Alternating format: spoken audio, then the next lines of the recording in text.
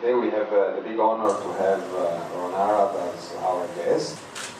I consider him one of really the greatest designers in the world. You are sitting on a chair designed by him. He is sitting on a chair, and he's also sofa is from him. So I think we have to be very excited to have this conversation today. I have something here that I called what ifs. Like a few days ago, I sat on my desk and I made a list.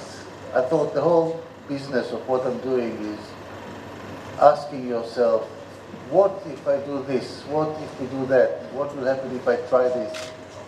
So I prepared like a list and I called it what and ifs.